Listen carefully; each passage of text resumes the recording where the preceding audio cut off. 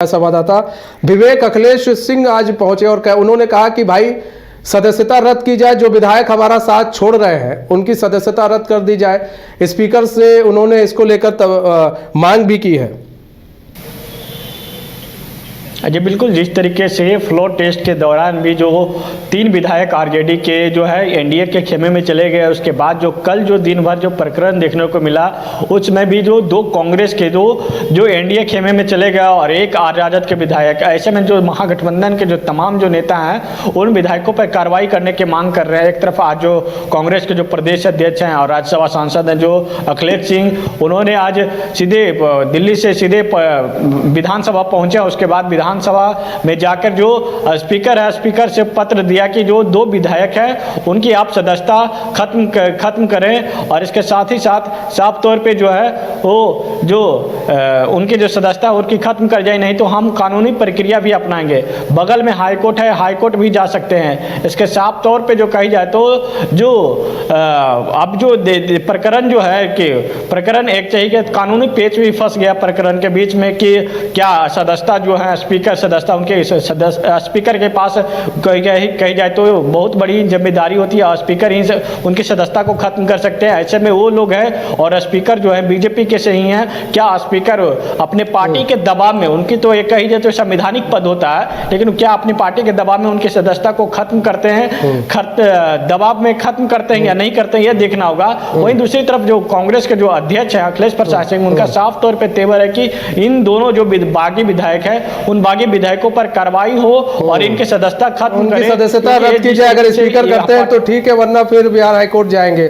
ठीक है, बहुत बहुत धन्यवाद विवेक हमारे साथ जुड़ने के लिए और तमाम जानकारी साझा करने के लिए। देखिए, इसी बीच एक और खबर आपको बता दें कि चिराग पासवान की जो लोजपा पार्टी है वो अब कह रही है हमें भाई 6 सीटें चाहिए, जिसमें एक उन्होंने राज्यसभा की जो है सीट की भी मांग की है।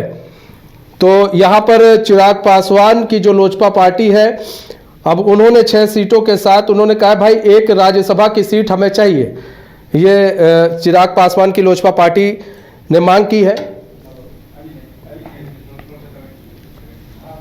तो कहीं ना कहीं जो चिराग पासवान, आपने देखा होगा जब फ्लोर टेस्ट से पहले वो दिल्ली, कई बार वो दिल्ली भी गए थे और इस दौरान उन्होंने कई केंद्रीय मंत्रियों से भी मुलाकात की थी, उन्होंने पीएम मोदी से भी मुलाकात की थी। जब फ्लोर टेस्ट था तब आपने देखा कि वो राष्ट्रीय प्रदेश अध्यक्ष जेपी नड्डा के साथ वो आए थे।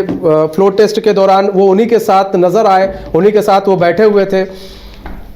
तो हमारे साथ अविनाश जुड़ चुके हैं पूरी जानकारी के साथ। अविनाश, चिराग पासवान ने भाई फिर से डिमांड कर दी है 6 सीट और प्लस एक हमें राज्यसभा की सीट चाहिए।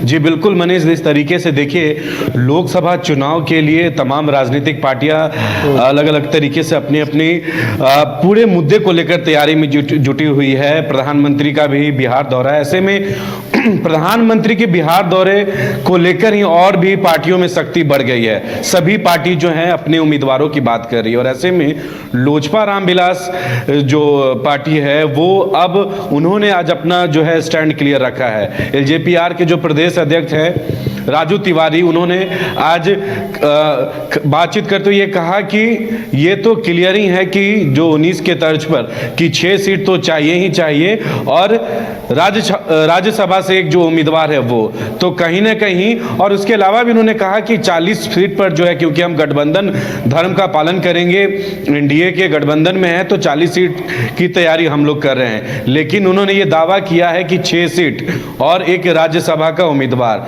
तो कहीं ना कहीं अब चिराग की पार्टी ने अपना स्टैंड क्लियर रखा है और ये भी उन्होंने दावा किया है कि आने वाले समय में चिराग पासवान का जो विजन है बिहार फर्स्ट, बिहारी फर्स्ट, जिसको लेकर चिराग पासवान हर जगह जो है वो दौरा करते हैं और उस विजन को लेकर पार्टी आगे कैसे बढ़े और बिहार में चिराग अपने आप को एक स्टेबिलिटी के साथ कैसे जब राजनीति में जो है वो स्टेबल हो। और क्योंकि देखिए चिराग पासवान पार्टी के राष्ट्रीय अध्यक्ष हैं, एनडीए गठबंधन के दल में है, लेकिन ये जो बार बार चर्चा हो रही थी, क्योंकि चुनाव सामने है, ऐसे में हर एक पार्टी जो अपने उम्मीदवारों की बात करती है और कितने सीट पर चुनाव लड़ेगी, उन सभी चीज़ों पर कहीं ना कहीं एलजेपी-आर जो है वो अपना स्टैंड और अपना रुख क्लियर रखा है।